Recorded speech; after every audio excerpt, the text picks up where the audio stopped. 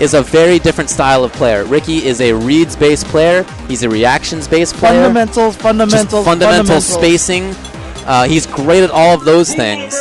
Yeah, Allione is probably perhaps one of the greatest scientists we have in the current age of Street Fighter.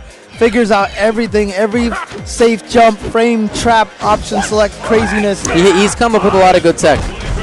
There's no doubt about that. You know, all that science and stuff, as soon as you go up against a player with as great reads and fundamentals as Ricky Ortiz, a lot of the times that science goes out the window because science can never quite figure out why people do some crazy things, you know, and that's what Ricky Ortiz is going to do. Now, I like Allione's character in this matchup. Cammy versus Rufus. Got a lot of crazy tricks. I just think she's better in general. But, you know, I saw him against Andreas in the qualifier, and Andreas blew him up the first time they played in that qualifier, and after that, it was pretty close. So,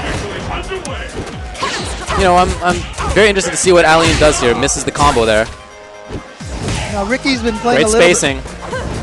If you saw at the last X Factor up in NorCal, Ricky was playing Cammy himself.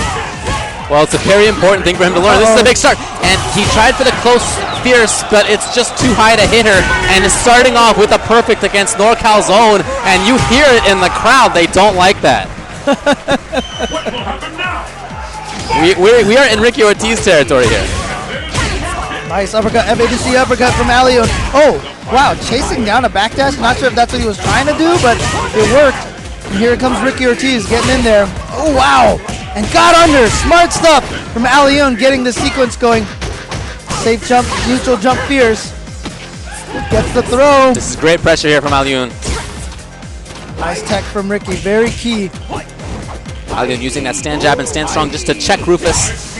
Ooh, we're playing footsies. There, yeah, Dragon Punch for sure. Yeah, even not when he had the meter to FADC. Oh! Wow. Ricky actually might be able to steal this round. I really feel like Allione had it at the start. Is that it?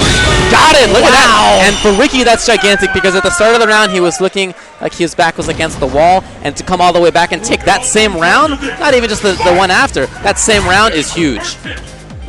That's a huge momentum swing. Okay, catching her out of the air.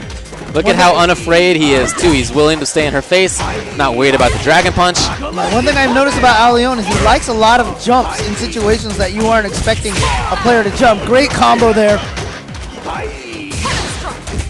Good block from Ricky, but he tried something after the EX dive kick. Got hit low. Ooh, what a great move from Allione, but better patience from Ricky to block that. You know what? Oh, wow. He's got to do something better, and he does. You know how you can tell how much of a scientist Allione is?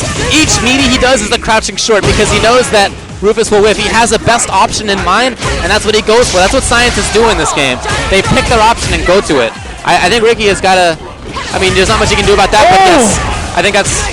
No, Ricky! Oh, I'm sorry. I thought he had ultra. He did not have ultra. You're right. And he uses the EX meter to get that combo to work. He just had that one bar left. Just enough to take that over Allione, and wow, a couple of times I felt like Ricky was down and out, manages to take that game anyway, and starts off at 1-0, where I feel like he was kind of outplayed by Allione for I feel like 70% of that. Oh yeah, I totally agree. Nice back throw. Okay, what kind of mix-up does he have? Oh, mistimed that, unblockable. Oh, again. See, Ricky doesn't know how to punish that properly right now because that close fierce already whipped it, which is really frustrating to him, you can tell. Ow. Fierce. Oh, and then there it is. Okay, so Allione took the first one. Again. We've seen that before. Let's see if Ricky can adjust to that and make a comeback again.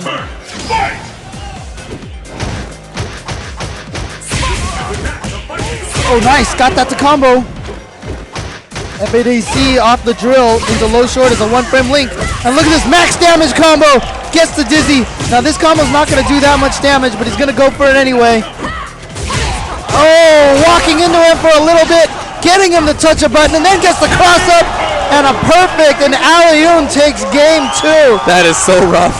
And listen to the audience. There's a lot of people cheering. You're right, actually. That surprises me. I'm surprised. Yeah. You know, oh, they're pretty resounding boos, though, too. Especially after the cheers, you can hear the counter boos. Well, cheers versus boo sound like a 5-5 matchup right now. Yeah, pretty much. Oh, he could have gotten more punish than that. Yeah, dash forward, fierce in the tornado, but doesn't matter. Ricky got a lot of momentum going for him. This is how Alioun has started every round. Yeah, it's good for Ricky to finally take the start. Oh, wow, did he just know she was gonna go? He knew. That's Ricky Ortiz, and sometimes he knows what you're going to do. Don't jump at Ricky. Why are you jumping for? Hey, man. Intentional bad grammar there. Apologies.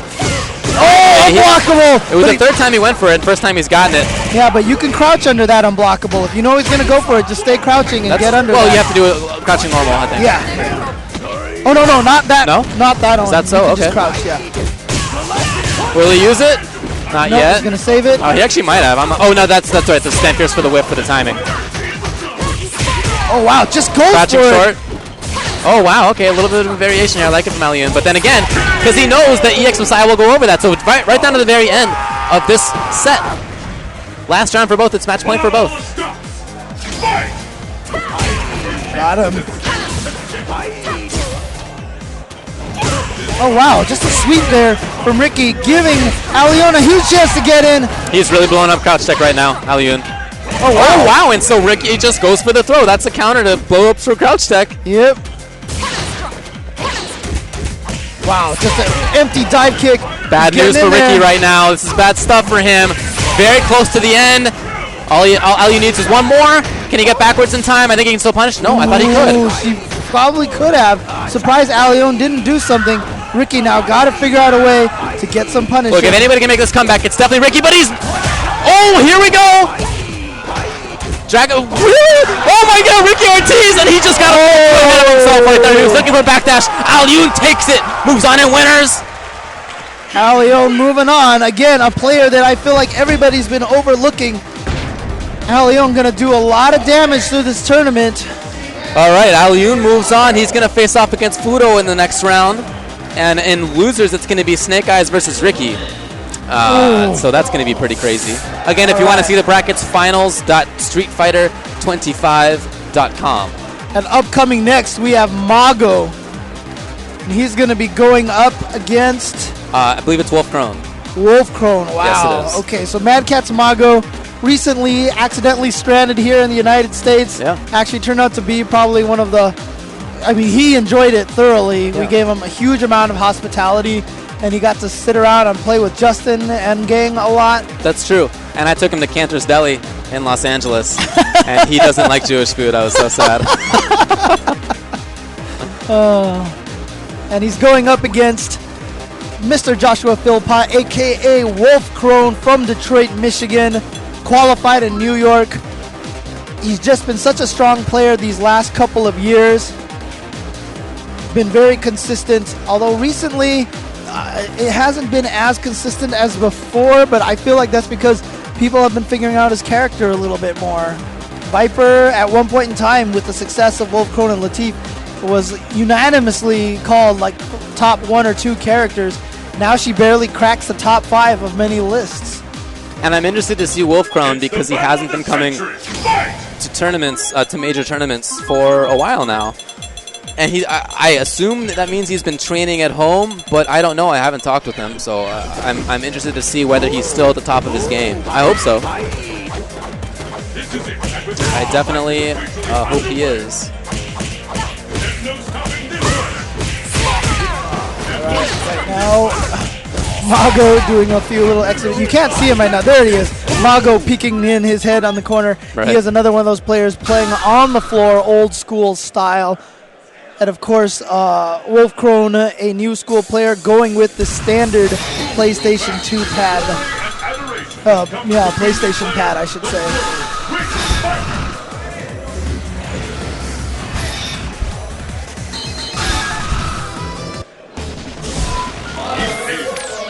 All right, Mago and Wolf Crone, we've seen them play before, and earlier, Mago has had some big losses to Wolf Crone. I think at Canada Cup, for example, Yes.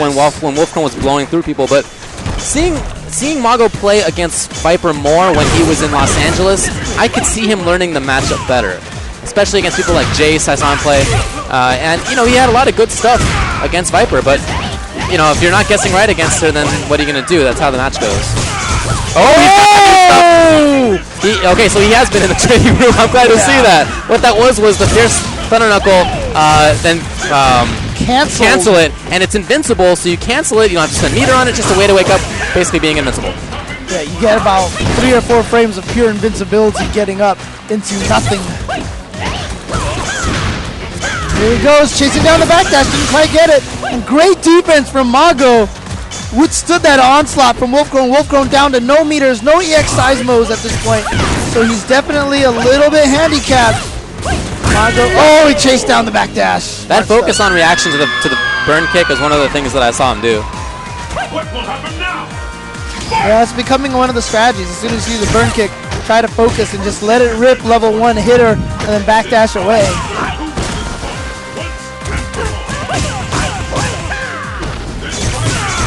Okay, again, it's a free wake up. Well, not free, but using the meaties that Mago is, it is.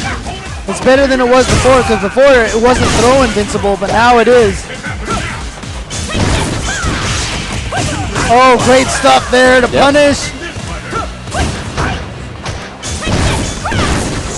Oh no, that's bad. Yeah, all Chip is becoming an issue now. Mago just needs to get in with 1 Rekka and he's good. EX Rekka, okay. Just walked forward, crouching jab, Mago, game 1. Big Long wins.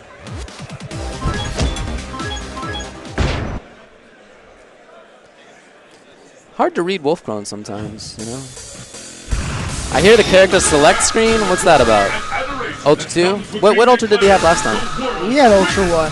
There's no reason for a Viper ever to pick Ultra 2, I feel like. Yeah, I guess. I'm just wondering why he went to the character select screen. I guess it's just to hang out. Yeah, give himself time to think. Yeah. You know, we've been calling that the quote infrit unquote.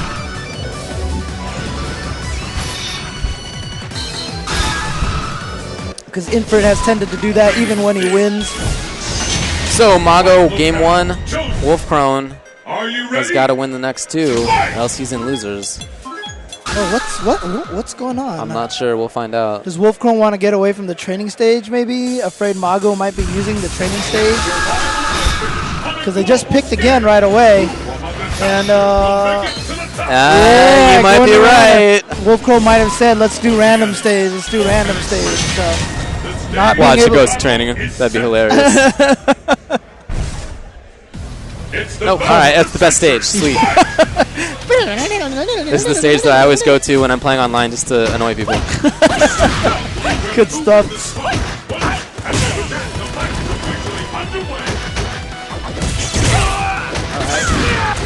Oh, I love that. Using the low fierce to go into the burn kick. That's good. Oh, wow. Just go medium Thunder Knuckle. Let's just go right at him. But then a neutral jump to blow up that strong Thunder Knuckle.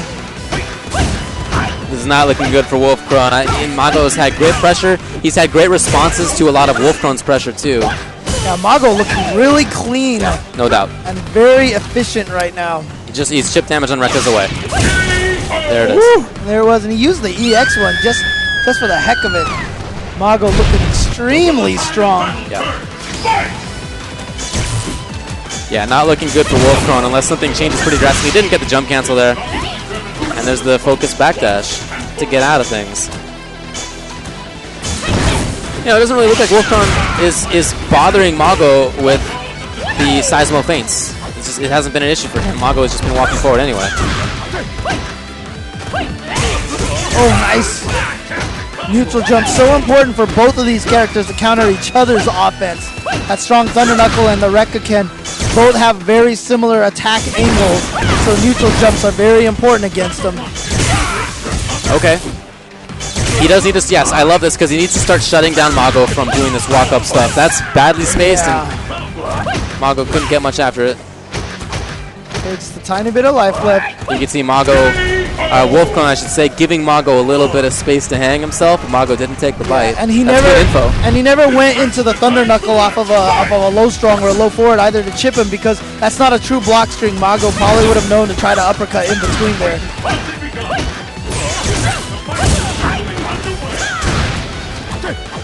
Wake up, burn. Nice. Oh, wow. Timing that late enough. And there's that neutral jump I was talking about. It's a big one. Oh, got him. Oh, and then low forward right under there. Mago studying up on his buttons, and then an option select. And let's just do it. Oh, he could have ultra'd in that situation. This is becoming a problem now. Okay. No, that's going to be it. Mago takes it over Wolf Crone. Wolf Crone in losers bracket. And now the final match in winners round 1 we have coming up next is Western Wolves Mad Cats Infiltration versus Van Geef. Oh, okay. So, but before we get to that match, we're going to take a slight break, and we'll get to the last match, the last starting match, and then we will continue on with the winners bracket in Street Fighter 4 AE 2012. Stick around, guys. Don't go anywhere.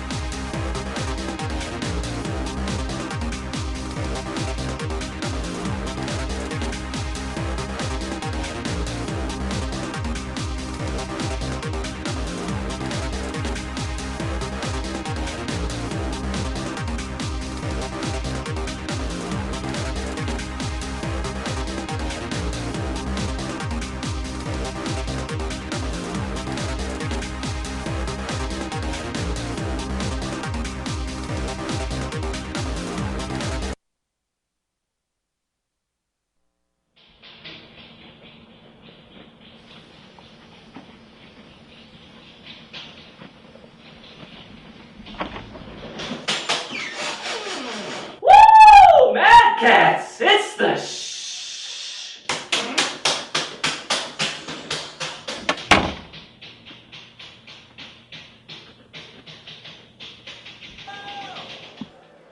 I will draw a winner. Up first is the collector's edition, 25th anniversary. If you guys do not win, the Capcom store is in the back and you can purchase your copy to feel like a winner. How I feel every day I wake up. Oh, yes. And the lucky winner of this set is number 3, 4, 3.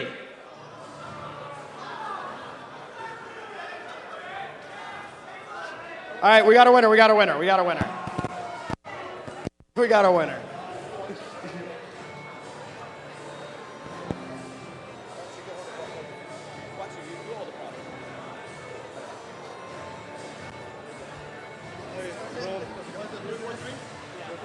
You got it. You got to keep that.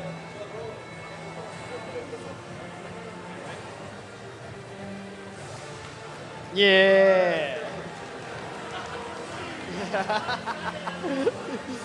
Up next, we got an AverMedia capture card. A retail value of $200 that somebody's about to get for nada. Here we go. And the winner is number 9. 8.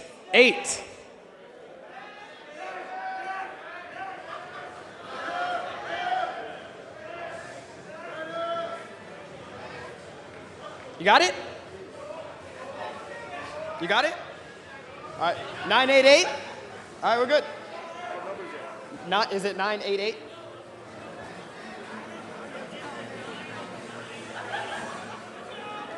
What number did you get? Sit down.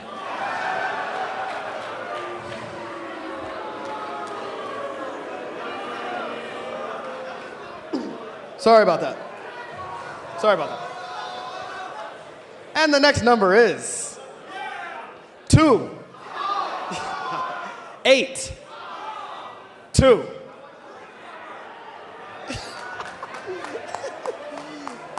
That is a happy man right there.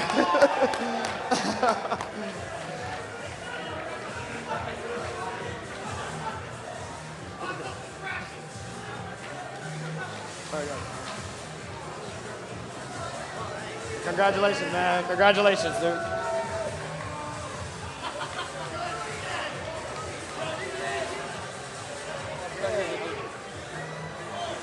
Up next, coming from a man who knows a thing or two about fly jackets, you feel me?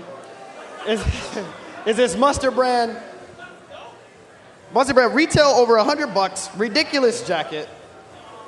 Something that I might call a number that's not gonna win so I can steal it, but let's go. And the number is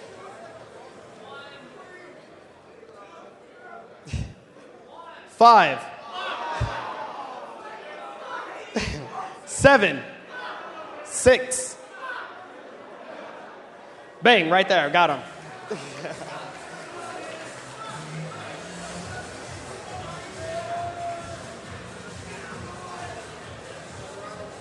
All right. Round of applause for the winners, ladies and gentlemen. Yeah.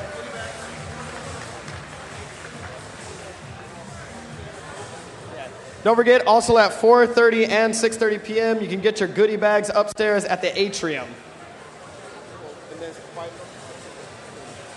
Okay, so only 500 people? 500 people go up there at 4:30. You don't get something, another 500 at 6:30. So you will get a chance to win something. All right.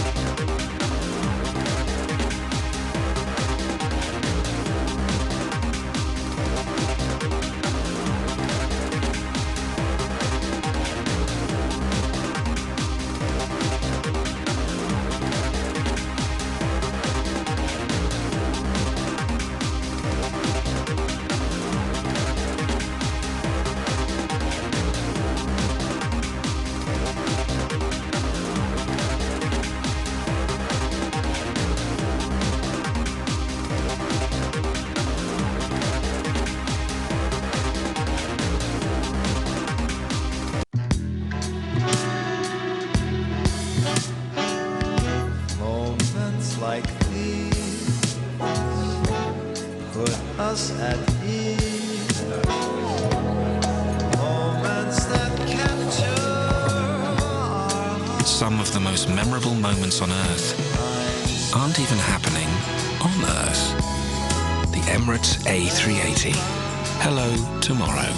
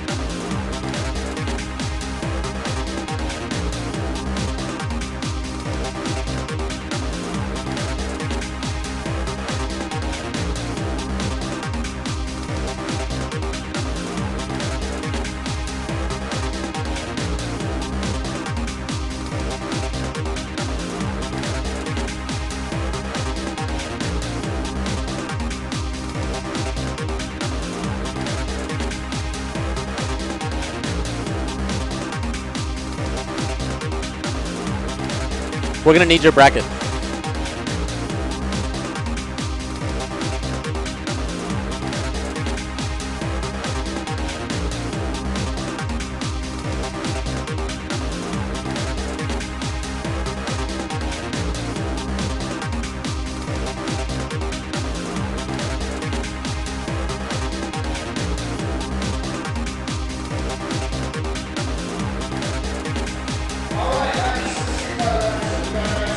All right, welcome back. Sorry for the short break, but we're back now with Street Fighter 25th Anniversary Finals. We're on Super Street Fighter 4 Arcade Edition version 2012, and most of the way through winner's first round. Yep. A lot of happy raffle winners here. But up next, we're going to have the last one in the first round, which is Western Wolves Mad Catz Infiltration versus AGE Van Geef. Yep, and this fight, originally I thought was going to be completely in Infiltration's favor. But you've been mentioning that you feel like Akuma Zangief has gotten a lot more even recently. I still feel like Akuma has the advantage, but the fact that Stand Roundhouse is now -2, which means that it's command grabbable on block, really changed how Akuma has to play. He can't really fish for mid-range stuff quite as well as before, so he's more runaway. He can play games on Geef as Geef is getting up, but if Geef has Ultra 2, a lot of the Vortex options are not real meaty attacks, and so Geef can actually do Wake Up Ultra 2. So there are those two things that make it a little bit more even. The other thing that I think Van Geef has going for him here is that I really doubt that Infiltration has notes on him. And we have seen that when Infiltration doesn't have notes on somebody, he can have some problems. Yeah. We've seen that a couple of times. And, when he does have notes, they're very helpful to him. But it seems like he can depend on them overly a little bit too much. Yep. And I'm sure he's done a lot of his note reading already. Right. I bet he's looked up matches of Van Geef, of Vance, and I'm sure he's done his homework because that's the kind of guy he is. I just don't really know if that's going to be enough for him to really know. That said, he's just a really strong player anyway, so it's not like he depends entirely on notes. I just think that's a factor to consider in this matchup. Yeah, for sure. I mean, it definitely helps a lot. Yeah. It definitely helps a lot to have an opponent's tendencies, because a lot of times when it gets to this level of play, it's not about the characters anymore. It's about the players that are using them. Obviously, the matchups make a huge difference, but in these kind of situations, it helps to have these extra notes like, don't forget, Vance likes to do this, Vance likes to do that. Yes. And that will be very useful. I'm sure he's probably spent a lot of time Which one? researching. Ultra 2, I like it. That's the right choice in my opinion, Ultra 2.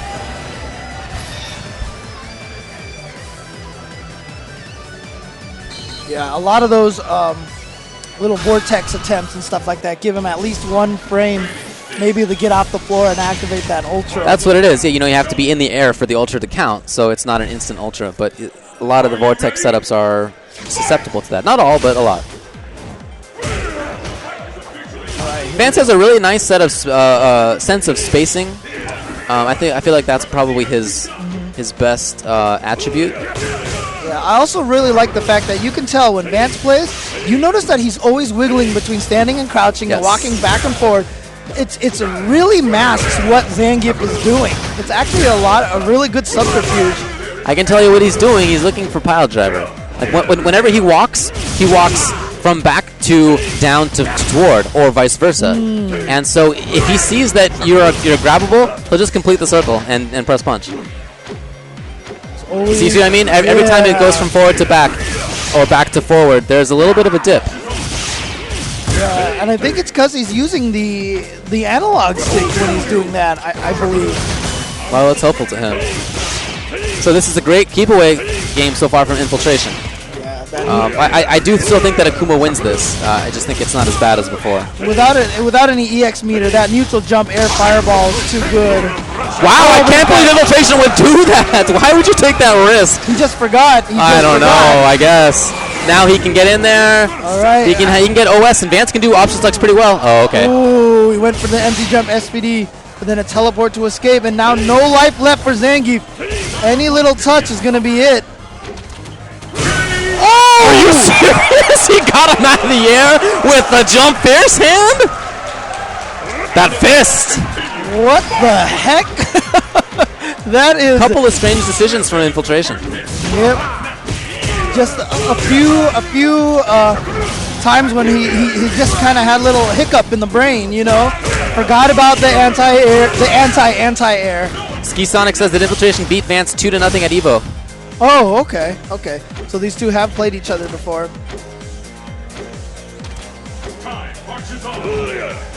Shout out to Ski Sonic. Oh, crouching strong. I don't know if that's what he intended. Smart from Infiltration. You can see, though, he is mindful enough of Ultra 2 to not try any crazy, meaty shenanigans. Right. He's not coming in with demon flips and that sort of stuff. Which oops. Vance, he is... He's trying to buffer an EX hand. Sometimes he'll get either Lariat or SPD if you just, you can mess up the input a little bit. That's all that was. Nice backdash there to avoid the SPD. It all comes down to this. Fight! Oh, wow. And great punish there from Infiltration. Max damage, pretty much. Yeah, he did a good job there. Now he goes back to the zoning game, setting things up, standing just outside of EX hand range when he's throwing those fireballs. Oh, Vance is getting hurried. Can't get too crazy. Yeah, right now, Infiltration still has yet to take any damage in this fight. Now, EX Dragon Punch against a very late Ultra 2, EX DP will actually go through that. Because it's throw invincible and hit fully invincible for that period of time. That's right. Yep. No, it's not going to work. Just like we said, yep. He's figured it out. And so now, Infiltration doesn't even have to worry about that anymore. So this fight has pretty much gone south very quickly. Yeah, Vance has been taking some bad guesses. And that's that. Game 1, Infiltration. Yeah, so now let's see what Vance is going to do. Is he going to switch over to Ultra 1 or not? I wouldn't think so. Because if Infiltration knows and is going to do... I mean, Ultra 2 is part of what's restricting any kind of Vortex option from Akuma. Not that Akuma necessarily wants to do that against Geef anyway, but Ultra 2 is an additional reason to not do it. Right. Nice sweep.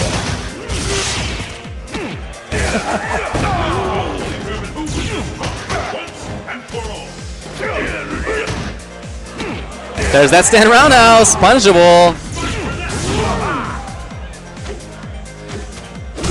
Oh, nice. Using that jumping forward to catch him early on in his jump arc.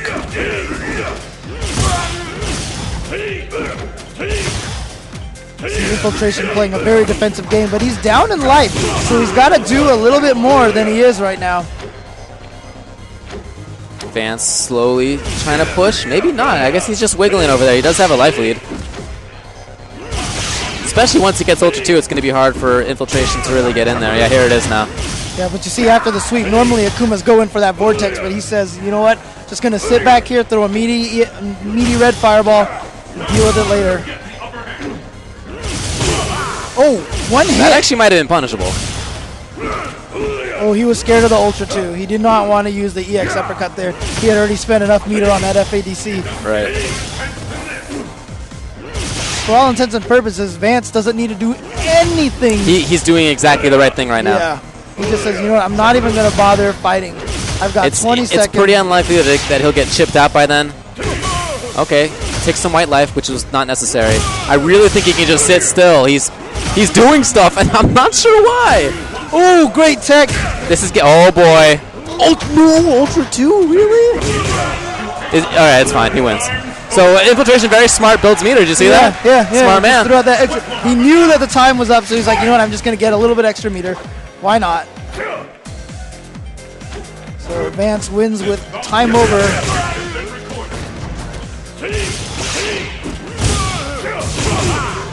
Just guessing, and it worked out. Yeah, hit him out of the air. That's how it got him to knock down. So smart. Just throwing that meaty red fireball. Doesn't want to deal with any other potential problems. Doesn't want to get himself into any sort of bad situation. Infiltration, throwing that EX fireball, willing to use the meter. He's sitting on basically a full bar. Don't like that EX. Yeah, I'm not sure why many people go to that. Yeah, see, the Ultra 2 wouldn't have worked in that situation. Yeah, smart stuff. And he ended up wasting his meter on that wake-up EX screen. And I would have liked to have seen him just not bother with that. It wouldn't have knocked him down. It wouldn't have given him that much momentum anyway. It's true, yeah.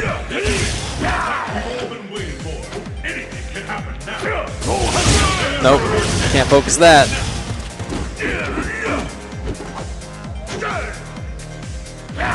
Ooh, got him! I'm surprised Infiltration didn't react. Yeah, he's managed to whip punish that with his own low roundhouse a lot this whole game. And one time he didn't get it. Right. Vance got in there, and here we go. Good damage. Oh, he could have comboed more. He just didn't want to risk it, I think. Got him. It's not going to kill him like it did Seth. He's got to get out of there, though. Yep. Infiltration, yeah, just gets away. Yeah, smart. I don't know about the meaty fireball afterward, but good of him to just get away.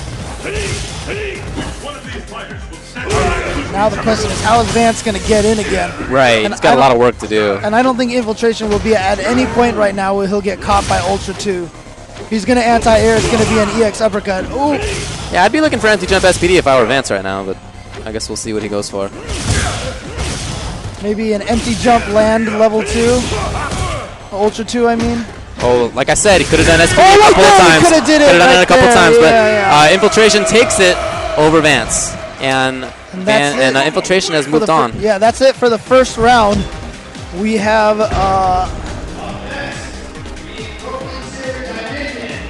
the victors here. And it looks like we are going straight into the winner's bracket to keep the match going. And up comes Broken Deer Dominion looking real snazzy here. Dressed for success is Broken Tears Dominion. Coming up to the stage to go up against the Beast, Daigo himself. Yeah. And he actually feels really comfortable with this match. Dominion does. Yes, he does. Daigo has blown him up in the past. That has happened. But he does. He feels comfortable in this match. We talked with him, like I said, when he fought earlier. And Dominion said that if he takes the first match, that he's pretty comfortable throughout the whole rest of the tournament until he gets to winner's finals. All right. We'll see if he can do that, though. Presumably it'll be Ryu versus Guile.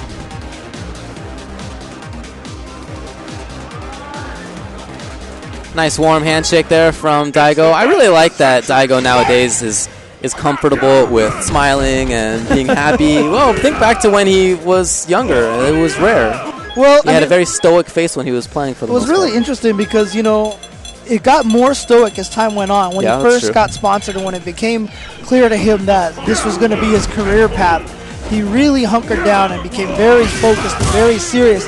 And that's also, I kind of noticed when his gameplay dipped a little bit. That's when he stopped winning EVO. And then all of a sudden, he started relaxing a little bit more. I think he started enjoying himself again. And then that's when he kind of started going back up.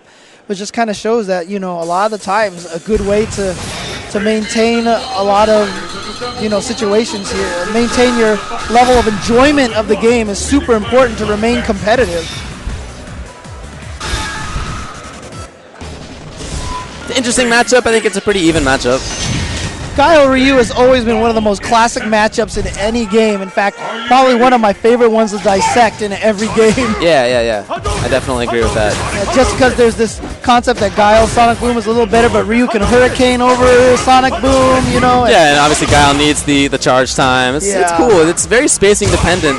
You know, jumping or fireballs or normals, you know, which one has the advantage in which totally depends on the space. It looks like Dominion has chosen to go with a very focus-heavy game plan so far. It hasn't really been working out for him too well.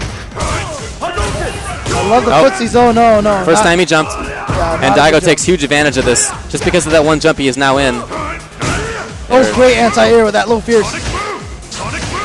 A lot of the times, not getting that low fierce out is just fear. You're scared that it's going to get beaten, but Dominion with a lot of bravery and courage just to be able to anti-air at the last second. I like that Daigo takes advantage of that Sonic Boom with his Hurricane to get close. That's so smart. Oh no, an empty jump, low forward EX in the Ultra, going to give Daigo the first round. We've been seeing a lot of empty jumps today, really wrecking a lot of people. Empty jumps have been hurting a lot of players. Uh-oh, an execution error from Daigo. Going for a whip-pierced uppercut.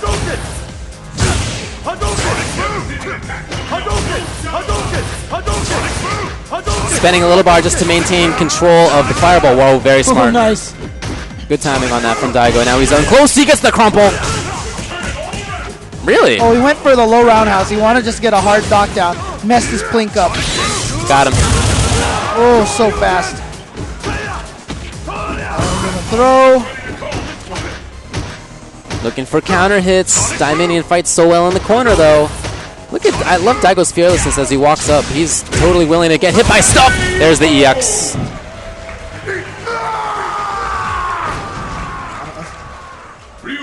Game 1, Daigo, Umehara.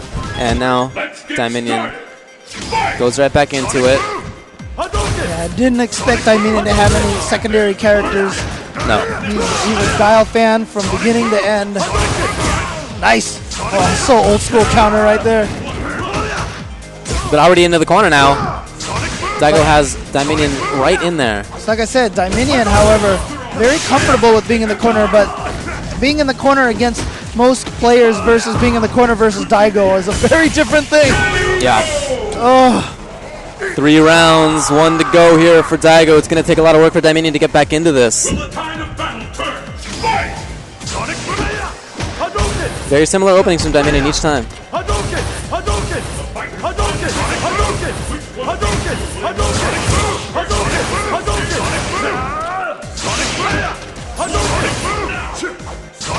Dominion playing very patiently, trying to keep his back away from the wall, but it's there now, and now he's got to deal with Dragon Punch or not, counter hit or not, throw. Lots of gross mix-ups here, and keep in mind the super to get through the fireball, or the Sonic Boom. Yeah, when you EX cancel a move into a focus attack, that focus attack cannot absorb anything. So definitely a little risky move there from Dominion.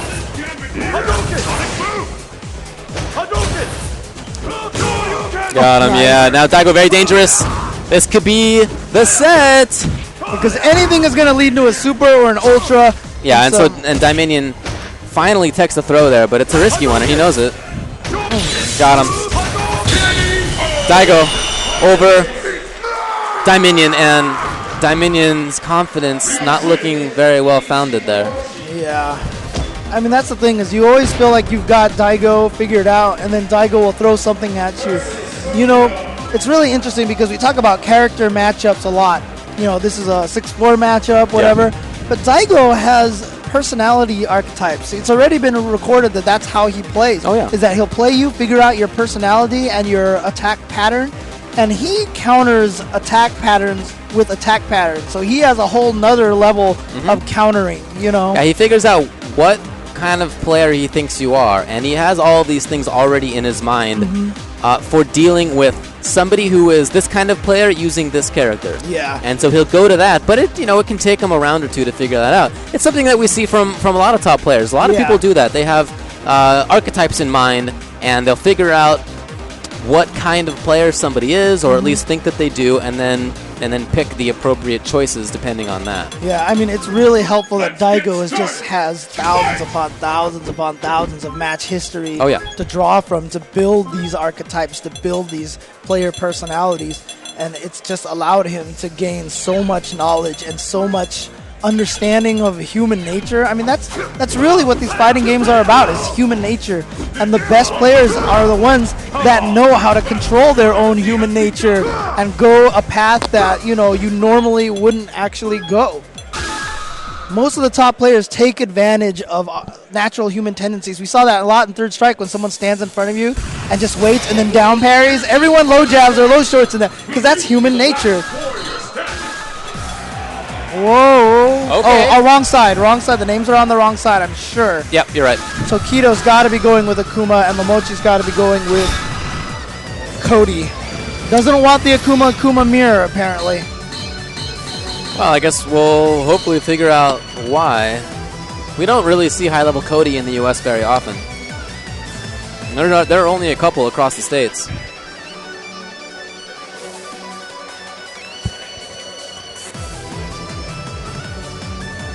Are they still thinking about it over there? Okay, there it is, finally. Tokido is, I don't know, he looks like he is kind of dreading this match, just to judge by his face. And his reaction just before they started, kind of shaking his head. Let's get started. Fight!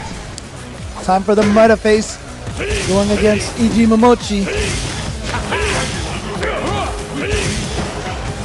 Yeah, I mean, he's got a great Cody. He's probably the best Cody. And he's done very well with him in tournaments in the past. Yeah, he won a season's beatings in AE. Yeah, And Cody got better after that. he did. In version 2012, I should say, he got better. Nice, chase him down. And then a frame trap, and he goes for the throw, didn't get it, and then just an uppercut. The problem with Cody, main one, is that he just doesn't have very good wake-up moves. He's kind of free on his own wake-up if your option selecting right and all that stuff. Oh, great high block. But he has great damage output, great set of normals. Not very good walk speed. He has great frame traps as well. Oh, yeah. Once he gets inside you, it's really hard to deal with him. But as you can see right now, Tokido doing a great job keeping him out. But right now, Momochi has no reason to go in. Oh, yeah. Because he has a life lead. Momochi is doing fine. And he's keeping his options open, too. He's not overcommitting to things just in case of something like EX. There you go. It's Back medium punch, such an amazing anti-air. just in case that kind of thing comes up. What will happen now? Fight! He knows that when he hits Tokido, he's going to take off such a high percentage of life. Nice.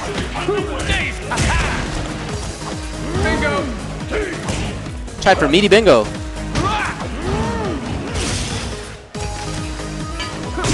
Oh, wow. Just catch him with a raw focus attack. Momochi still with the life. This is a really interesting style of Cody in that it's not a go-in kind of Cody. It looks like he's been picking a spot and staying with it.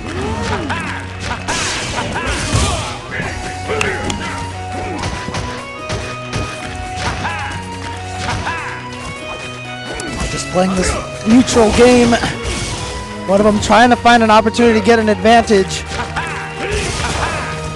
And Matt.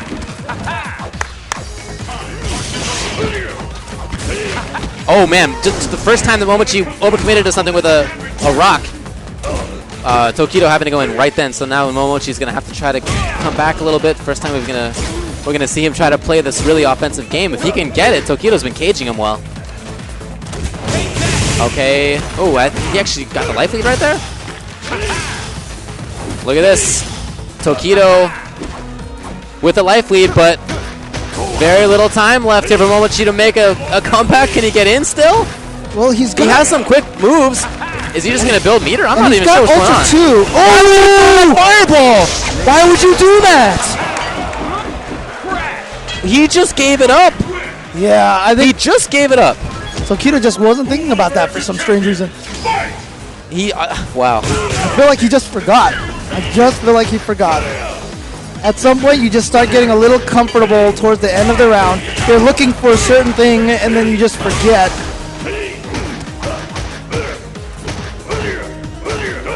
Got him. Yep. Cody, one of those characters that can duck the second hit of the roundhouse, and with no demon to cancel out of it, that's a free punish. Ow!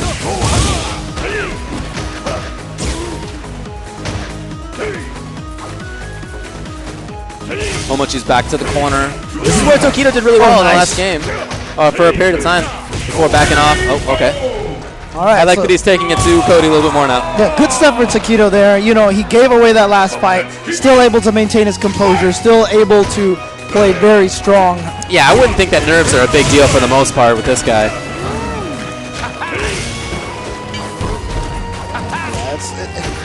It's so hard to put enough focus, a proper focus on the mental aspect of these tournaments. You know, most of the players who have trouble in tournaments and can never seem to get... That is a negative. And have trouble trying to get to that next level. A lot of times it really comes down to those nerves and that mental strength. The mental fortitude is always the hardest part. So match point for Momochi. Oh, wow. Such a strange style of Cody, I guess. It's just not what I was looking for from him, but it's worked out really well. Okay. Tokido got some pressure. Oh, and then comes in. Wow, that was a lot for that. Looking for counter hit setups. That would have been a stun if that had hit after the link. But smart block from Tokido, and now he has a life advantage. Yeah, now he's just going to play this game. And with no meter from Momochi, Right. doesn't really have to worry about that EX ruffian kick. But he does have Ultra 2, so he might be able to get under the air fireball with the sand. Oh, I'm not sure. I'm not sure if he would avoid the air fireball in that situation or not. Oh, nice chase the down. grab, okay. Good stuff. And yeah, he's just going to chip him. Okay. Just gonna chip him. He had enough meter. Even if that didn't kill, he was going to FADC dash forward into regular fierce uppercut, and that would have taken care of that whole situation. And so Tokido now, after giving away the first game, comes back, takes the second game. Yeah, look at Tokido. This is what I saw before the fight. I don't know about that expression, but he's looking okay. This 25th anniversary tournament has produced interesting emotions that I haven't seen before. Yeah. It's really been impressive stuff. Like, you only see these kind of emotions most of the time at something like EVO, but like other tournaments, most of the time players remain relatively calm. But Yeah, well, this is the gigantic tournament right here. Watch out for that. don't know which way to block that. Might not have even been blockable. Yeah, might have required first frame blocking. Yep, and I like him just killing him with an uppercut, get a little bit extra more meter than killing him with just a low fierce or a standing fierce. Oh, wow. So raw sweep and a jump back jab from Momochi. Oh, this is big. No! That was a lot of damage he just left on the board. Might have plinked a little too early, came out with a chain jab instead of a low strong.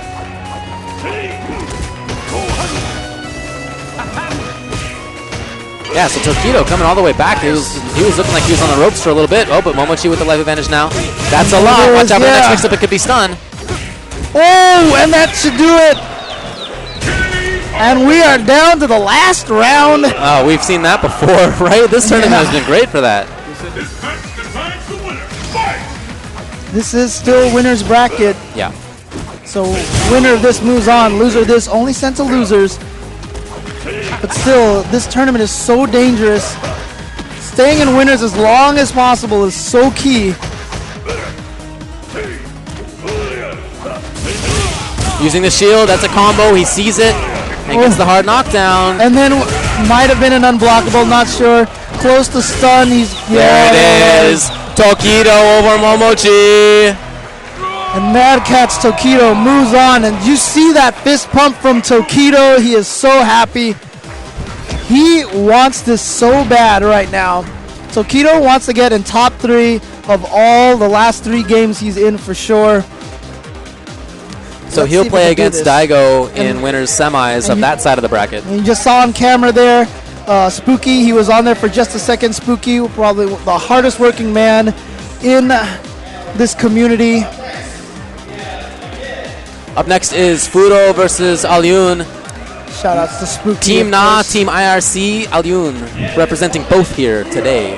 Spooky. Totally voluntarily. AKA Mr. Victor Font, out here helping Nidell, AKA Hans, doing an amazing job streaming this event. Always want to make sure we give a shout out to Hans and the entire iPlay Winner crew here doing an amazing job with this event, with the stream. Thanks to Nidrin for sponsoring Alyun with Team Na. Got out here with that. That Na money. So the winner of this gets into winners semis on the other side, and he'll face either Mago or Infiltration. I spoke with Alyun, and he was very confident when I asked him about this or Snake Eyes, you know, in the second round, and he said he's very confident for both. Wasn't Snake Eyes, it's Fudo instead. And Alyun, of course, going with Cammy. Now, this is one of those matchups. I've always felt like Fei Long beats Cammy in this matchup, but a lot of people have been telling me they consider this a very even match, and that you really just have to kind of go crazy on Fei Long. Man, corn wishes, right? In a neutral fight, I feel like Fei Long wins this. So Cammy really just needs to get in on there and start going crazy, go nuts, right? Yeah, this is a you know, great spot for Faye. He has so much control in this region.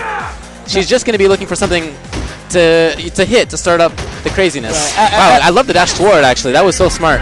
Yeah, at a qualifier for the qualifier, Alyun managed to defeat Starnab, one of the best Fei Longs. Yeah. Coming from loser's bracket, he had to win 2 sets. Okay. So you know Alyun knows how to fight this fight. But then again, Fudo, I feel like, you know, he's just on another level. Obviously, he won Evo. You know, honestly, he played better than I expected in the first round. I have noticed that he's impatient at times, and that was not an issue for him in the first game. So if that's how he plays the rest of this tournament, he's going to be extremely scary. Yeah. A lot of people have picked, I mean, from outside from like the Daigo Infiltration, obvious choices for people thinking are going to win this tournament. Alyun is probably the most dark horse of the players to get very far in this tournament. A lot of people consider him a huge potential player to cause a lot of upsets. Yeah, I wouldn't say that he's being slept on exactly. Although I had him 0-2. Oh no! But no, I mean, like, you weren't the only one, because those power rankings, you know, showed that Alyun was like bottom 6. So I feel like he is being slept on. I'm sorry. Were you talking about Alyun? I thought you were talking about Fudo. Oh no, I'm talking about Alyun. I'm talking about Alyun. Yeah, I had Fudo 0-2, which is crazy now I think about it. Oh, got him. Oh! Fudo has always said one of his biggest strengths is his reaction time. Very strong game 1 from Fudo. Yeah, just a little bit of a juke there. Whiffed one Rekka, made Alyun think about the timing, and then he just got that second Rekka in there. There's like that obvious meaty timing, then there's the slight not meaty timing, and then there's that really high level timing after that. That's just enough to throw people off. It's that magical timing that's so good for getting frame traps and such. Counter hit setups. Didn't quite link there. I think it's okay. He's been playing this slow and steady kind of game, which really is a strong way to play Fei Long. You just kind of slowly inch forward. You know that you're threatening all of that range at about a third screen in front of you. Much better than most characters can deal with. And so you know you can push people backwards. That's what he's doing. Nice! Great anti-air with that stand. Fierce comes out in 4 frames. 4 or 5 frames, my bad. Alyun not pressing buttons. Oh, okay. Oh no, he thought that was at a good range. Alyun is known for that. He is known for trying to come out with that. Oh, and he's going to get the 3 hits because that's going to kill. Don't do the chicken wing. You get the 3 hits. The last hit does the most damage. Smart stuff from Fudo. Well, he's looking good, and Alyun hasn't really been able to get in there. feel like if he were to just get 1 or 2 really strong series, that he probably has some crazy shenanigans to do. Oh, yeah, I mean, absolutely. I mentioned it before. As long as you stay in this neutral game, Cammy has troubles against Fei Long. But as soon as he can get in, okay, so here we go. He's in. He's got the combo. Let's see what he's got here. Fudo with a backdash and escapes that situation. I am so surprised that Allian didn't have option select there. He needs to be doing that stuff. Yeah, I mean, And Fudo's going to test him until he sees that that's happening. Allian needs to start playing his game. He has not been able to play his game at all this whole match. Fudo has been controlling the pace, controlling the neutral game. Oh, ooh. Yeah. That's almost it. Only a little bit away from chip damage here. But Fudo used a lot of meter. If Allian can somehow make a miracle comeback, which we've seen him do, he can just end up ultraing a Rekka like that. Oh! That was just a dominant performance by Fudo against Allian. If that was just a second too slow, I'm sure Allian was going to ultra that. Well. I'm sure he was going to ultra that.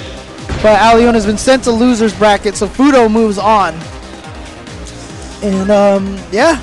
Yeah, so in winner semis from that side will be Fudo. He has made it from those 4 who I said were so dangerous, I thought. Now Mago and Infiltration, a couple of other very dangerous people.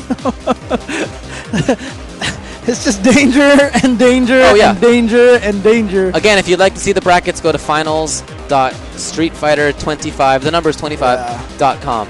And again, I mean, you can see those banners in the background. You see the Austin, the New York, the Taiwan, the Taipei banner. I wish you guys could see all of them. Dude, I would just love to be able to collect those and just like have them in my house. Wouldn't that be so nice? I'd love to. I mean, I would buy an actual poster of one of those, right? That'd be so sick. Dude, if they sold all of them, I would buy all of them, like 100%, because whoever designed them, I think, did an amazing job. I really like all of them. Zangief is posing at Muscle Beach.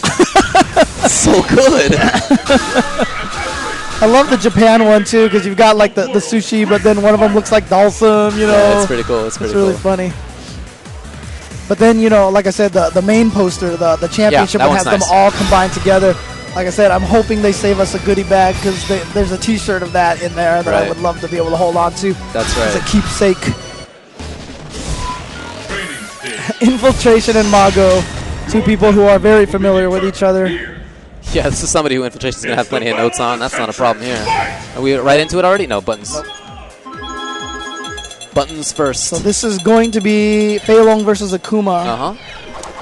Akuma, if I'm not mistaken, Fei Long, a character who has to block both hits of the stand roundhouse. Yes, he does. But things have changed drastically. Before, when Akuma was 0 after the standing roundhouse, you know, it was such a great poke. But now that he's -2 afterwards, and the opponent gets that frame advantage, it's not exactly as useful as of a poke anymore. Right, that's true. He still has an very, very strong sweep, and he still has some good mid-range tools. Oh, I mean, Akuma, I think, has one of the best sets of normals just based off of that sweep. I agree. His sweep is so good, and it's not even remotely as punishable as, say, Ryu's sweep. Oh, much less. Nice! Canceling into a hurricane to punish that focus attack. There it is. You see after that stand roundhouse, how Infiltration just blocked afterwards. Yeah. Before, you would just be able to try to get a sneak in a backdash or something like that. Oh, here we go, Crumple! Oh no! Was that supposed to be EX? No, he went for the regular one, but since he hit him. It was a hit, yeah. It was a hit him and a counter hit at that, so it caused even longer hit stun. If it was blocked, he would have got him. That sack hit? Not an intentional sack hit, right? but it worked.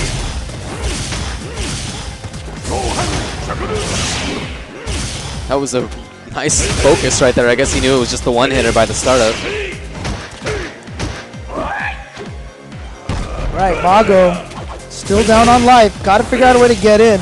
And this is the power of Akuma. That jump backwards or jump neutral air fireball. Such an amazing defensive tool, because it's hard to react to it, because when he throws it late to the ground like that, if you try to react to it, he lands and blocks. So it's kind of a prediction, and then if he doesn't throw it, I love that low forward. Yeah, that was really nicely timed. Wow! He had just level 1 focus and did not cancel. No dash cancel. What will happen now? Fight! It was a... Wow, right in there. Right in there, look at this. Setting up. The approach saw it wasn't working out, so he backs off. I'm surprised to see the jump in afterward, but good job to Mago to see it in time.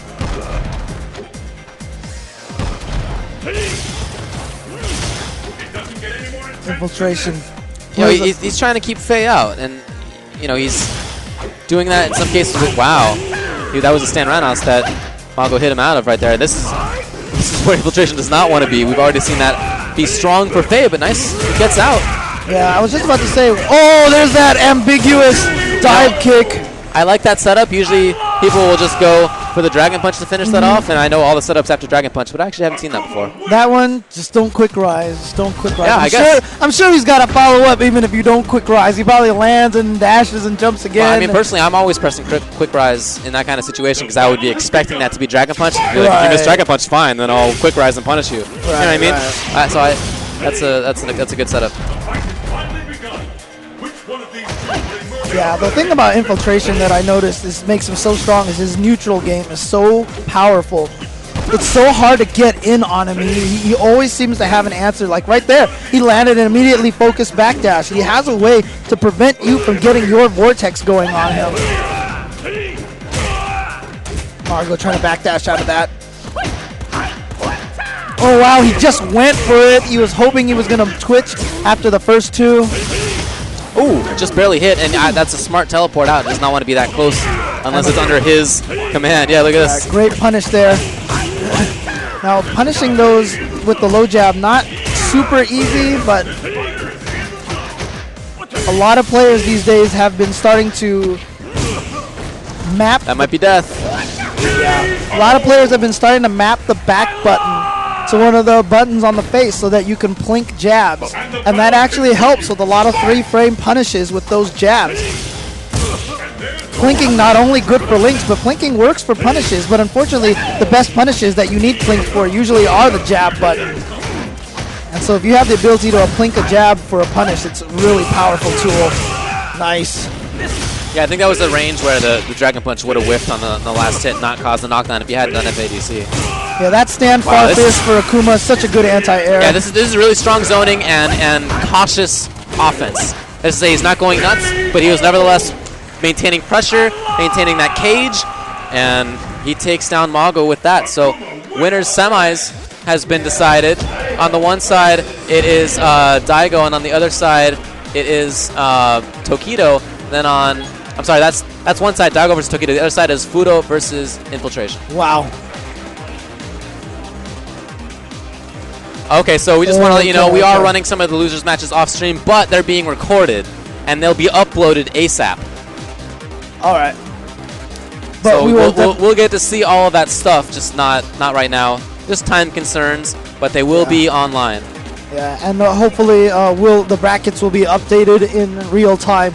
So go ahead and keep a look at that.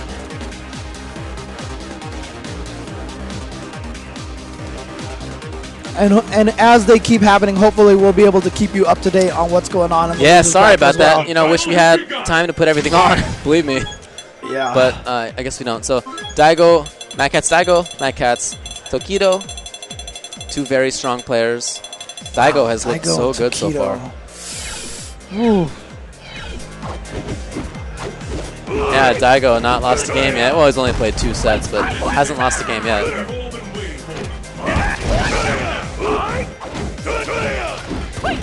Just to let you know what the matchups are in losers, if you're not looking at it, maybe they've already been run, I'm not sure, but it's Ricky Ortiz versus Snake Eyes, Van Gief. Ricky Ortiz versus Snake Eyes, winner of that plays Dominion. Van Gief versus Wolf Krone, winner of that plays Momochi. Gamer B versus Flo, winner of that plays Alyun. And Justin Wong versus Problem X, winner of that plays against Mago. Someone sent me a photo that SF25 is trending in the United States. Keep tweeting it, guys. Let's get it trending worldwide. Yeah, all right. The battle has begun. Fight! All right, here we go, right into it. All right, Daigo and Tokido. You know Daigo wants to try to get revenge against Infiltration. I bet you he's kind of marked that matchup. So he's probably going to want to defeat Tokido here to get that opportunity. Infiltration blew him up pretty bad at EVO this last year. That's true. Of course, he's going to have to get past Tokido, though. And Tokido obviously not a slouch. Tokido's always given Daigo a lot of problems. There was that one tournament at SCR. I remember Tokido dropped an uppercut. Otherwise, he would have knocked Daigo in the loser's bracket. I think that was at SCR. Oh, did he get him? Yep, he did. That's going to be round 1. Oh, Daigo with the mash start? Yeah, let's get to the next round. Let's get to the next round. Come on, Daigo. Don't need to watch no cutscene, Ultra. Well, I agree with him on that, but there's nothing you can do. Again, a crouch. I'm not sure what Daigo's going for there. Maybe is he trying low medium under what he thinks Tokido's gonna press? There you go. Wow! I'm just gonna use all of my meter. Let's do it. Well, he's been known to do that. He had that against Dominion earlier. Look at this. Look at wow. Tokido gonna focus through there. Risk it all. Well, he knows he needs to make something big happen. Oh, great block by Daigo. Yeah. Caught in the corner, but all he needs is one thing against Tokido. And Akuma though, once he gets you knocked down, the sequences that the mix-up that he gets. Here we go. Here comes a mix-up. Great block from Daigo. Oh, and then he looked for the frame trap. Daigo, where is there no Dragon Punch? Is he just gonna play like this? Oh! That was a hit and it could have been confirmed into a lot, but he was not expecting it to hit. He thought he was gonna block. He went up for the throw. yeah, Wow. yeah. Who will emerge victorious? Fight!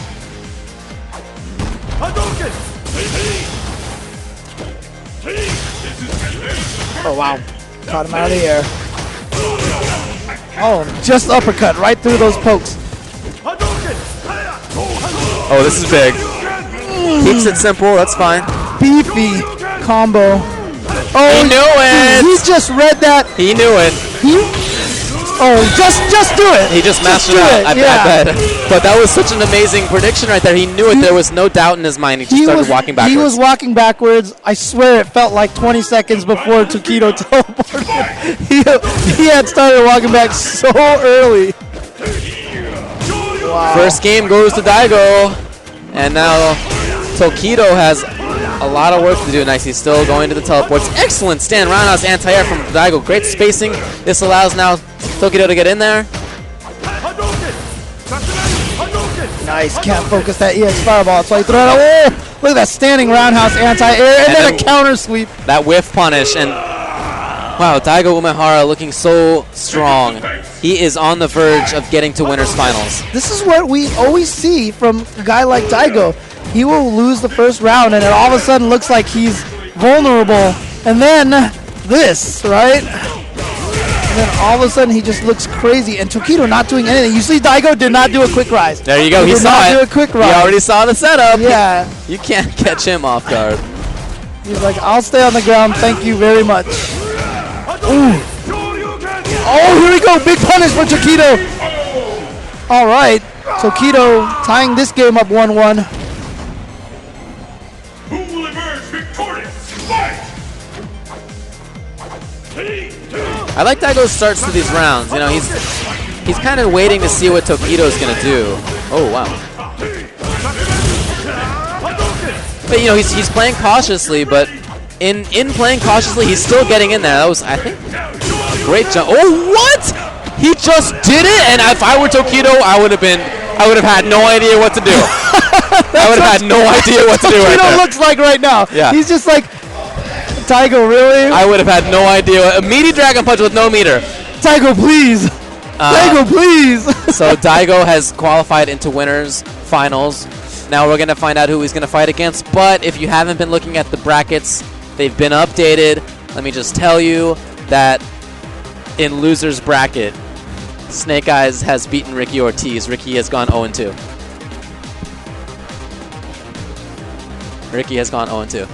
I don't know what to say to that. It was Ricky or Snake Eyes or Alioun or Fudo. One of them was going 0-2, and it's Ricky. And I'm sorry to see that, especially because we're in NorCal, and I know a lot of people wanted to cheer for him. But he's still in Cross Tekken. He's still in Cross Tekken. He is still in Cross Tekken. But you know, this is not about.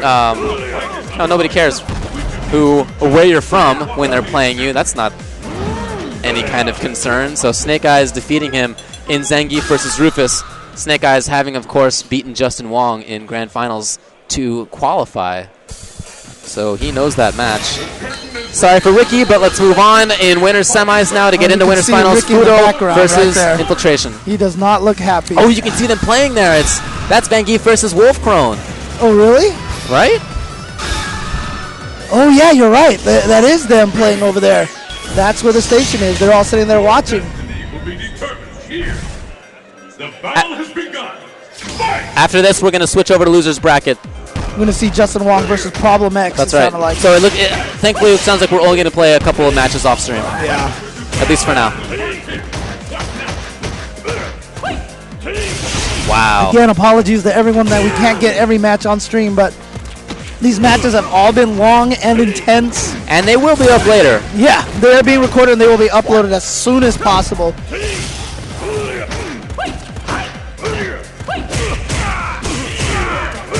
Nice.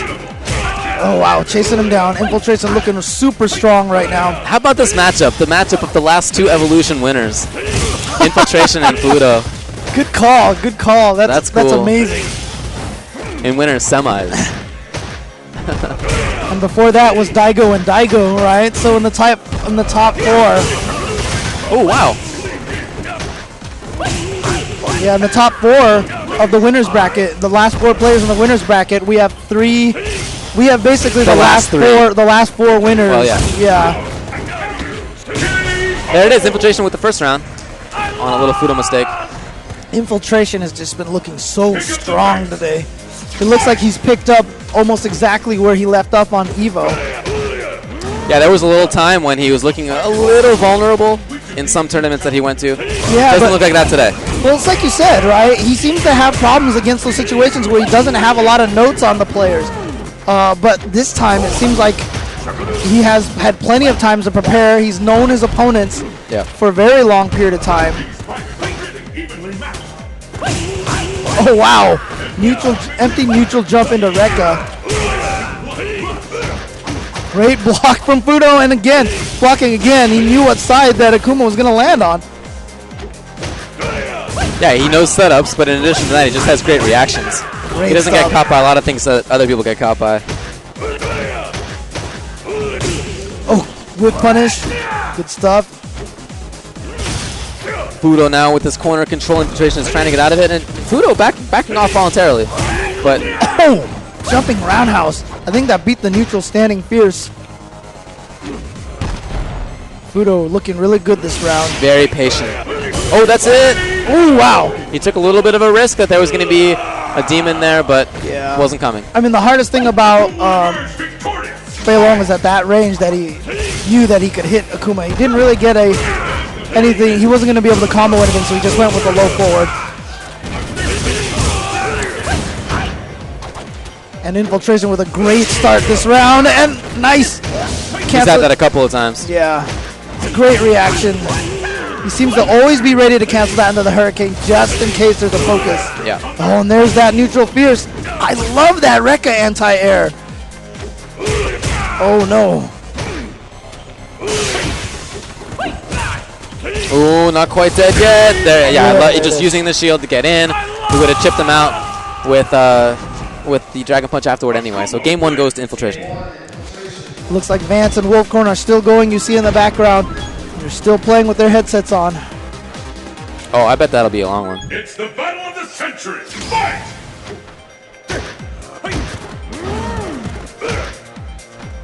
Stop will determine who is the strongest. Once this has been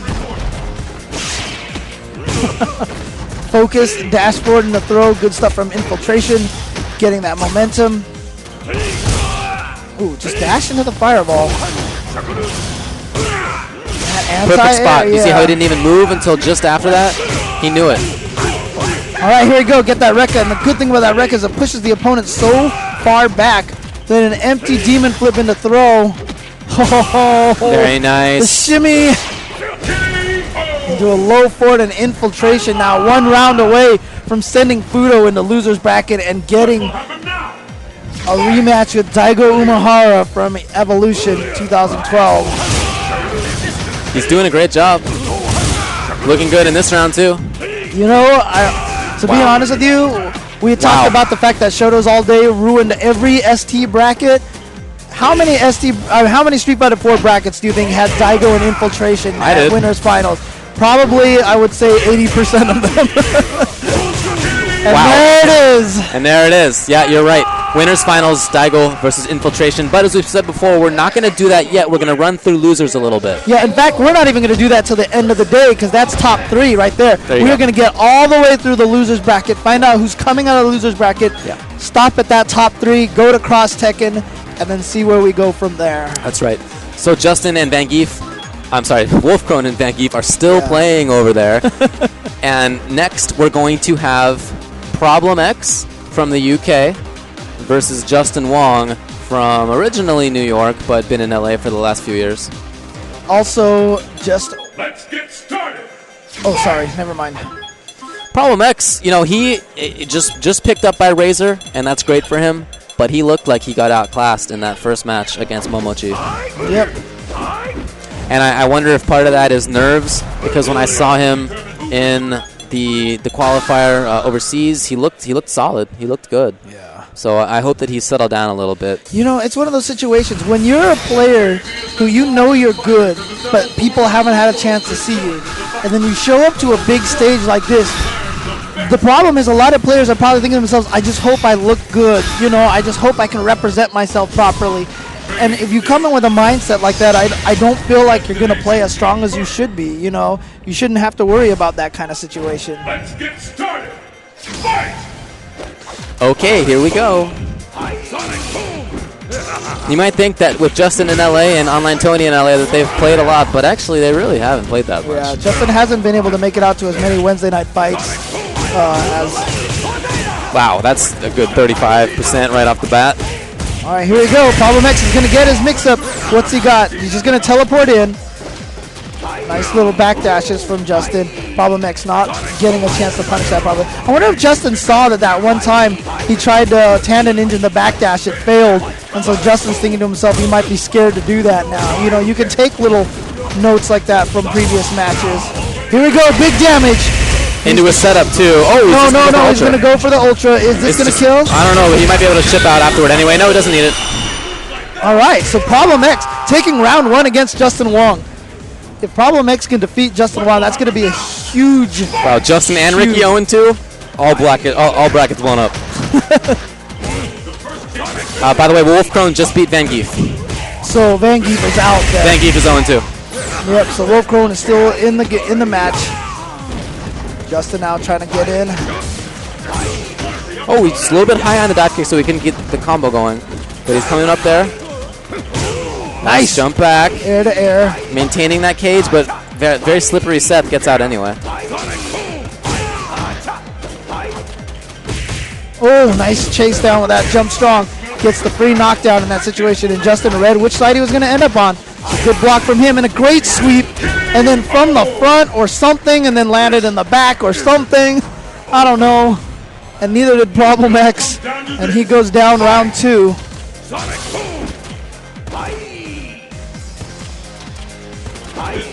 Oh no. That's an opening for Justin, and he found it. Now he's going to be able to get in on Problem X. Wow, there's TX. Will he spend the 2 bars? Nope, he's going to save it. I like that decision. And a great chase down. Knew that Justin was going to go for the light kick follow-up at the very end. Okay, Justin's going to spend the bar to get out of that situation. Now, Problem X is jumping a lot now, so I'd be careful if I were him. Is that stun? It's going to get close. Maybe he'll get... Oh, what? What? Hold on. Backdash.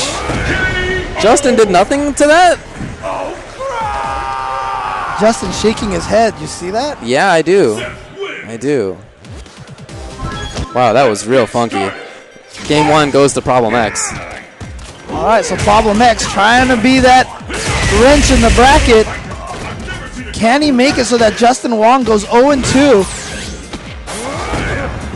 He's in there still. Mix-up time, and he maintains the front. Again, the command grab. Justin's getting worried now about stun. Next hit into combo might do it. Oh, boy. This is the power of Seth. Oh, boy. That's a one-hit stun, so this follow-up's going to do a lot of combo damage. If you play Seth correctly, your opponent is essentially a training dummy. Oh, my God. He got a perfect on Justin. And now he is 1 round away from sending Justin out. 0-2. How many brackets do you think had Justin losing 0-2? None of them. I think no brackets had that situation. And yet we might see that here right now. Yeah, you know, it's hard to say what Justin should do better exactly. Start guessing a little bit better on these. I don't know. That's about it, right? He's getting SPD'd all over the place. Yeah, it's guess better. Yeah, Problem X doing a great job with these SPD reads. Over. Yeah. Oh, but not a quite proper punish. I wonder if he's looking for Justin to do the follow-up to it. And here we go. He's going to get the stomps and the mix-up. Here it is. And that's probably going to do it. Oh, no, just a little bit left. What does Justin have? And that's it. Justin has been eliminated. 0-2 in this tournament. Problem X moves on. That is amazing. Great job to Problem X. He recovered from what looked like a pretty weak performance in the first set against his first opponent, Momochi, but there against Justin, just dominant performance. He guessed right constantly. He was in Justin's face constantly, and Justin just didn't know what to do about it. So I think at this point, there are how many American players left? 1, 2. Oh, okay, so there's still 3. There are 4 left. We'll see how it goes. Okay. Yeah, but, you know, Flo, Snake Eyes, Wolf Crone, and Dominion. Justin has always said he felt like the problem with Rufus is that Rufus is kind of peaked. He's not going to get any better than he already is. And he says that's because of his weak backdash and such. So this could be just an example of that. You know, the technology for Rufus, the vortex that, you know, the quote vortex, not as effective as a character like Seth or Cammy or Viper or Akuma. Yeah, he just has mix-ups. He doesn't have Vortex. Yeah, it's the characters that have those great mix-ups on a wake-up character that have started dominating, or if they're just Fei Long and just have an amazing ground game. You know, let's look at the characters that are remaining. Of course, there are Ryu and Akuma in winners finals. In addition to that, Guile, Zangief, Cody / Akuma, Viper, Cammy / whatever else he wants to play. Then Adon, Guy, Faye, and Seth. So we actually have a very still pretty varied. Yeah, it's still quite, and there's a lot of different play styles in there too. It's not just get in there. Yeah, but let's see what holds on throughout this tournament. That's a good question. Going to be the telling. Going to be the telling part. You're right. So it's Akuma after all, rather than Cody. I was wondering what he would go with here. Of course, he has control over both of those characters very well. He was one of the best Akumas earlier on in Street Fighter 4. Went to Cody ultimately, but back again to Akuma. Yeah, he actually went to Yun first in AE. That's true. And he actually said he went to Cody because at EVO he used Yun, and the audience was booing him, and he did not like that. He did not enjoy that, so he switched over to Cody. Wow. And people started cheering him, so he said, you know, I'm going to stick with him. But not a strong enough character, so he's gone back to Akuma. I guess just in particular matchups. Oh, wow. Look at this from Wolfcon. He can close it out pretty simply here, yeah. Well, simply meaning Fierce Man Fierce, but yeah. Good job to Wolfchrome. Very strong first game, and Momochi looks like he's thinking about something. Might be considering going to Cody. He might. Well, we're going to character select. Cody it is. He's going to Cody. He's going to go out. It's with Cody. If he's going to move on, it's with Cody. This is loser's side. He's going to go with Ultra 1, interesting. Winner of this will play against the winner of Dominion and Snake Eyes.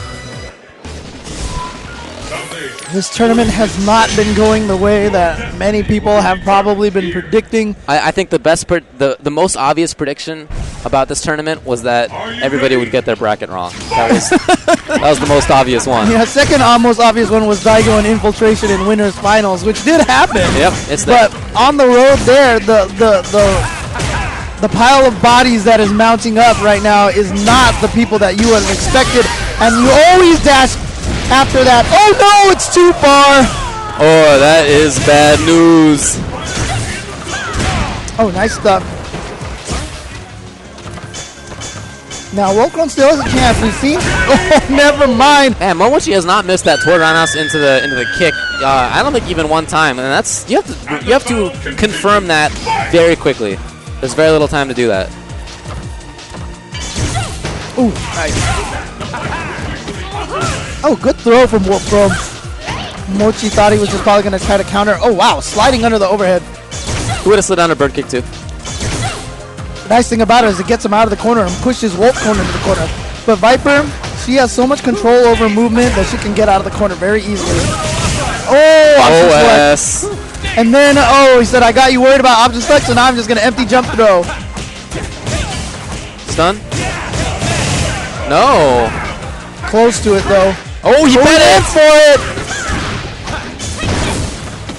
Oh, wow. Using all that meter to get that throw. Oh, and then back strong. And then a slide from Momochi. And Cody tying it up 1-1. Great character switch here for Momochi. And Wolfcrone going right back into it. I don't think it's terribly surprising he does well with Cody in this match. I can't believe he woke up with back strong there. That's I think awesome. he just read an empty jump into burn kick You're right. or something. I don't know, but it worked exactly as he needed it to. Oh, wow. Remember, this is every match we see now is loser's bracket. So one of these, the loser of every match we see now goes home. This is winner go home time.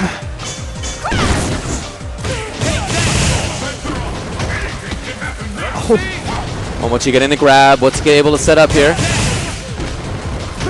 He knows that she doesn't have very fast normals. It's hard for her to punish. So he's been going to that a lot. Dashboard. No ultra.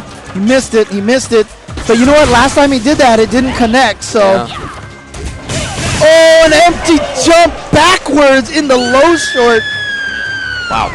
Just catches him barely, but still able to combo into criminal upper.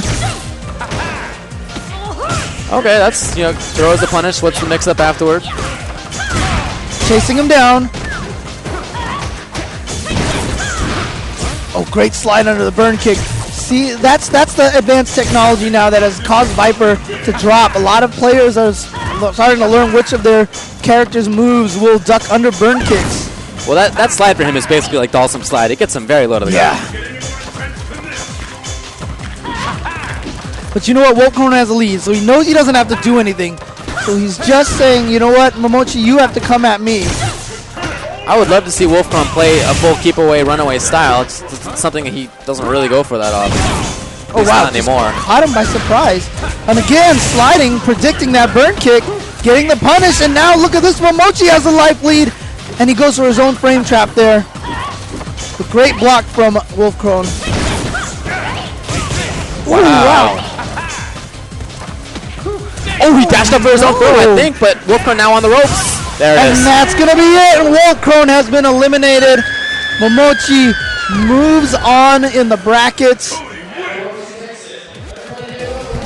Wow, so Wolfcrone is gone. He went 1-2. He defeated Van Geef, but he lost to Momochi and Tamago. So another U.S. player out.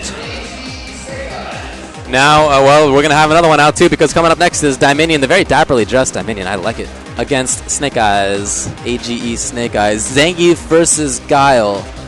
This is a weird one. Guile, look, without Knockdown EX hand, this match is totally different. And I think that Guile can control Zangief's movement pretty well. That said, he doesn't have the best anti-airs against some placings for, some spacings, I should say, for Zangief.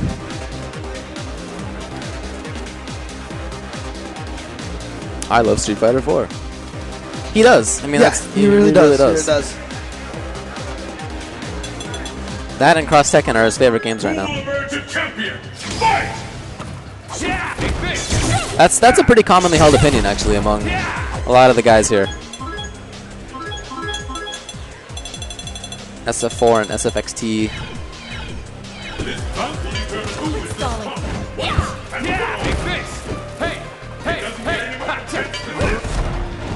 Yeah, but anyway, back to the match. I think that Guile versus Zangief is a little bit of a win for Guile. Yeah, Gino has reminded me that Problem X defeated Justin at a Canada Cup previously as well. So Problem X. And he beat Andreas in the qualifier, if I recall correctly. It might be thinking of something. Yeah, I think so. Yeah. It was in 2011 in Canada Cup. Problem X eliminated Justin Wong. All right, it's Guile. Broken Tears Dominion. Zangief, AGE Snake Eyes. Couple of quals winners here. Mission start.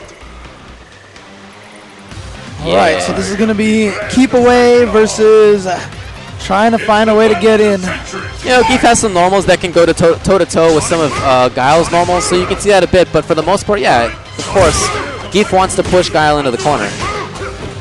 Getting knockdowns isn't very realistic, honestly, in this matchup. It's only in a couple situations. So it's really going to be stand-up kind of play. It's going to be normal against normal, and when it comes to it, hopefully, it's from Snake Eyes' point of view, it'll be light SPD in there too. Ooh, good timing with that lariat, and he's in. He's got the regular throw, which actually gives him a cross-up situation. Well, this is now where Snake Eyes wants to be, but Dominion fights well from the corner. Flash kick, yeah. I don't know, actually. He might be able to pilot away from it. Yeah. Oh, just got hit by one hit. So that's good for Snake Eyes. Not going to take a huge amount of damage. Oh, wow. That back fist. Snake Eyes is playing patiently. And Dominion going crazy with those sonic booms. He knows he's got Snake Eyes scared to jump. Oh, what a read, but then... What did he try? Did he try He tried 360 kick and got jump roundhouse. Oh, my gosh. Even if he had landed it and then did Ultra 2, that would have worked. I really thought he was going to do Ultra 2 personally. That's what I was looking for. That was a great play from Snake Eyes there, too, to use the EX screen hand invincibility to go through. Flash.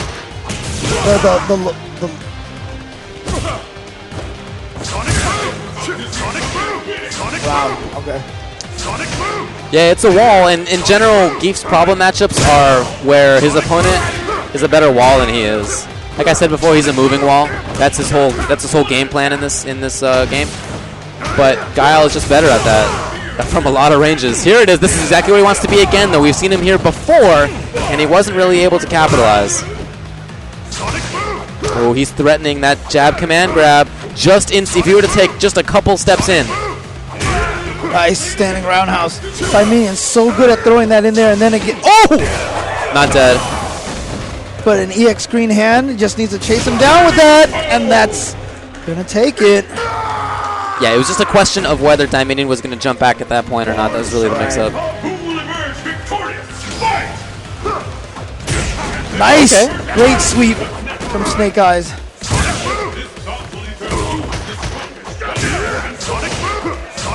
Yeah, that jump medium kick is pretty difficult for Guile to deal with from most ranges.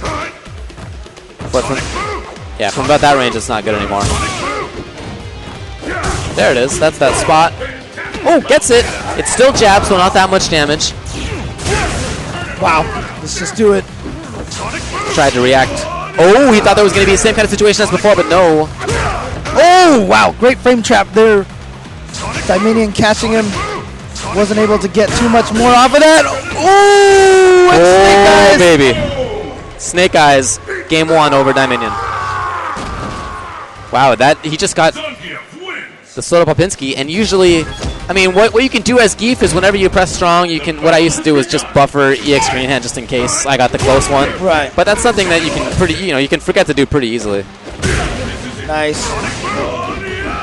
Oh, that should have been punishable, but didn't quite get anything off it, but it's all right.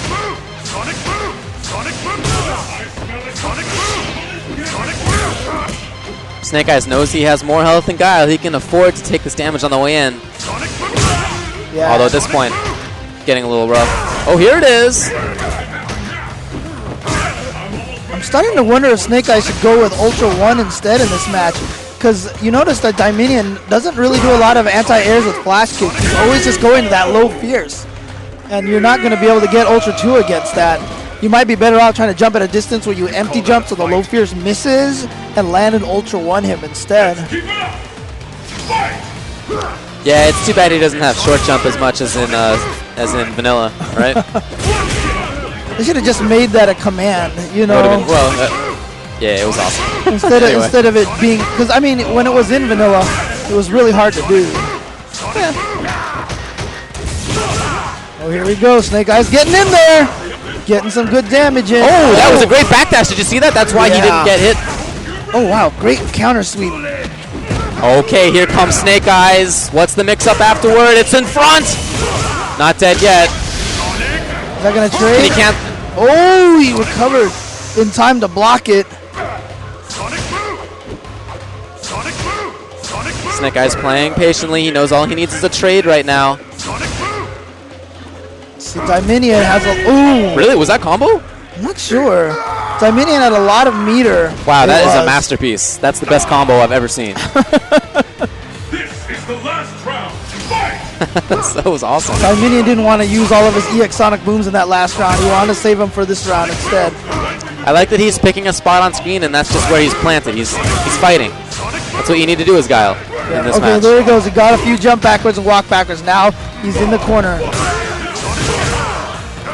But you can see how much he's trying to maintain a specific Oh, distance. quit jumping.